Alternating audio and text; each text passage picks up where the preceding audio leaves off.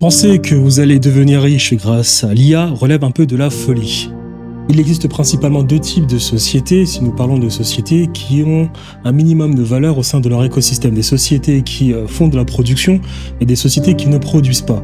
Dans les sociétés qui produisent, il y a deux paradigmes, le paradigme du logiciel et le paradigme du hardware.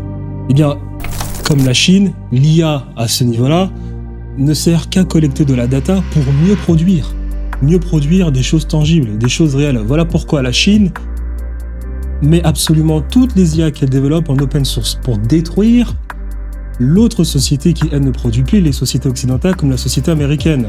Donc pour tuer la concurrence, vu que la société américaine essaye de monétiser du non tangible, donc du software, eh bien, elle se retrouve dans la merde lorsque la Chine, elle, met tout cela open source parce que la Chine tente plutôt de vendre du hardware.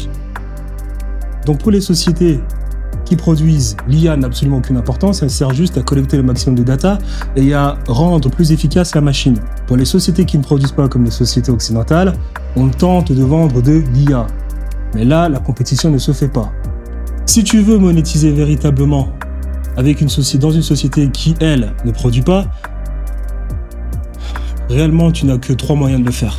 Et soit tu génères de l'attention, et pour bien générer de l'attention, tu utilises l'IA, parce que vu que l'IA est là, bien, tout ce qui est connaissance, information, ça ne sert plus à rien, vu que l'IA le fait déjà à ta place. Soit tu garantis des résultats à des clients instantanément et tu utilises l'IA pour garantir ces résultats, ou bien tu as déjà quelque chose qui fonctionne et bien l'IA va te servir à scaler tout simplement sur quelque chose qui fonctionne déjà. J'ai un programme d'accompagnement où moi, pour faire de l'argent, je me suis redirigé vers vers plutôt la deuxième option. C'est-à-dire garantir des résultats. Lorsque tu garantis des résultats, t'as pas besoin d'attention, t'as pas besoin de l'IA, t'as pas besoin de je ne sais quoi. Quand tu garantis des résultats, la personne n'en a que faire que tu utilises de l'IA ou pas. Et à cet effet, j'utilise de l'IA pour mieux garantir ce que je garantis comme résultat instantané à mes clients. J'appelle cela un mécanisme d'unfair advantage. C'est quoi un mécanisme d'unfair advantage? Garantir des résultats de la manière la plus instantanée des clients. Comment est-ce que tu le fais?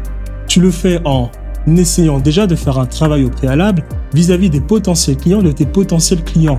Si tu es capable de satisfaire déjà les potentiels clients de tes potentiels clients, alors à cet effet, tu peux faire du marketing pour directement satisfaire tes potentiels clients. Je te donne un exemple très stupide.